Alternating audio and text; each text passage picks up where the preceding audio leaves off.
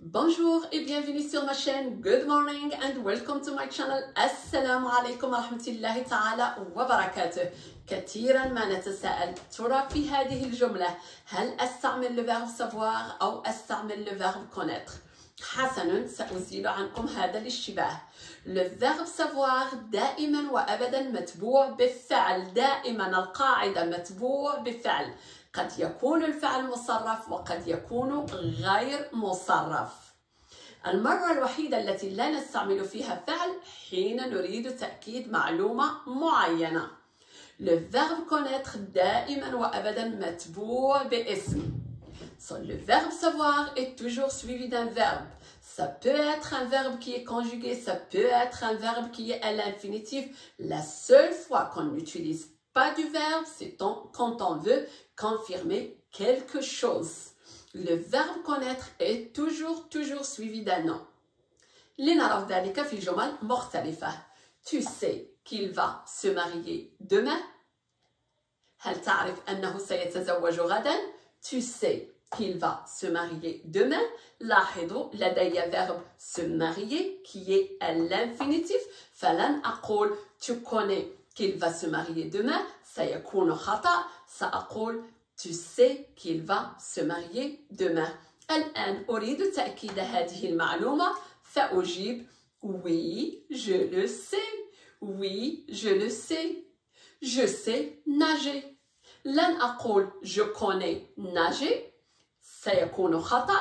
أقول je sais nager. لماذا؟ لأنه لدي فعل nager qui n'est pas conjugué, qui est à l'infinitif. جملة أخرى. Tu sais que Bouchra a perdu du poids? Yes, I did. Tu sais que Bouchra a perdu du poids? On a le verbe perdre. On a le verbe perdre qui est conjugué. فأقول oui, je le sais. Tu sais que Bouchra a perdu du poids? Oui, je le sais. الآن connaître plus un nom. Toujours. Tu connais notre voisin? هل تعرف جارنا؟ لا يوجد فعل، يوجد اسم. Tu connais notre voisin? Je connais ce restaurant. Je connais ce restaurant. Je connais cet homme. Je connais le Maroc, c'est un beau pays. Je connais le Maroc, c'est un beau pays. لن أقول je sais le Maroc. خطأ كبير. Je connais le Maroc, c'est un beau pays. الآن le verbe savoir et le verbe connaître هما فعلان ينتميان إلى المجموعة الثالثة. لماذا؟ قلت لكم في الدروس السابقة كل الأفعال التي تنتهي ب ER هي المجموعة الأولى. الأفعال التي تنتهي ب IR من المجموعة الثانية. ما سوى ذلك هي من المجموعة الثالثة. OIR وله verbe connaître TRE من المجموعة الثالثة. أفعال المجموعة الثالثة لا توجد فيها قواعد للصرف أو التصريف. احفظوها عن ظهر قلب.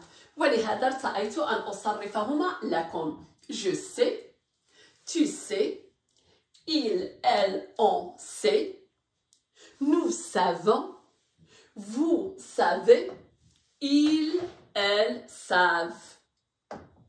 Je connais, tu connais, il, elle, on connaît, nous connaissons, vous connaissez, il, elle, troisième personne du pluriel, connaissent. والآن سأقوم معكم باختبار بسيط حتى أطمئن عليكم وأتأكد أنكم فهمتم الدرس جيدا. سأعطيكم جمل والمرجو أن تقولوا إذا ما كنتم سأستعمل je connais ou je sais.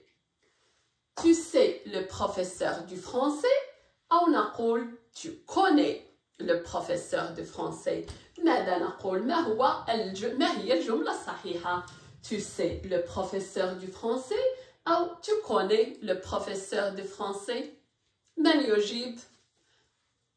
يلا يا خولة. Tu connais le professeur de français. أحسنتي لأنه لا يوجد لدي فعل. Tu connais le professeur du français. أمينة. tu sais que Bouchra a perdu du poids. أو تقولين tu connais que Bouchra a perdu du poids. لا يا أمينة، لا يا أمينة، لا لا لا لا لا لا يا أمينة، لا يا أمينة، غلط. ما هنا لدينا فعل perdre qui est conjugué. تقولين tu sais que Bouchra a perdu du poids. Tu sais que Bouchra a perdu du poids. لا يا أمينة، لازم أعاقبك. سأعاقبك عقابا شديدا يا أمينة. أنا لديك بالمرصاد. يلا يا راديا. Tu sais cuisiner le couscous ou tu connais cuisiner le couscous. يلا يا راديا. خليك من الكي tu connais ou tu sais cuisiner. أحسنتي راديا، أحسنتي والله، بارك الله فيك يا راديا. Tu sais cuisiner le couscous. لدينا فعل cuisiner qui est à l'infinitif. Narges, tu sais nager ou tu connais nager. يلا يا نرجس. Tu sais nager ou tu connais nager. أحسنتي يا نرجس، أحسنتي أحسنت. Tu sais nager. On a un verbe nager. ديداس. يلا يا ديداس، روحتي لزكورة. اخبريني. Tu sais la recette des crêpes ou tu connais la recette des crêpes. يلا يا ديداس. Tu sais la recette des crêpes ou tu connais la recette des crêpes. بارك الله فيك يا ديداس. Tu connais la recette. Tu connais. وأنت يا أمينة ارجعي ولاحظي الدرس من جديد مرات عدة يا أمينة. يا أمينة خليكي مصحصحة يا أمينة. أحسن، ما شاء الله عليكم. أقبلكم كثيرا حتى درس قادم، أستودعكم في رعاية الله. باي باي.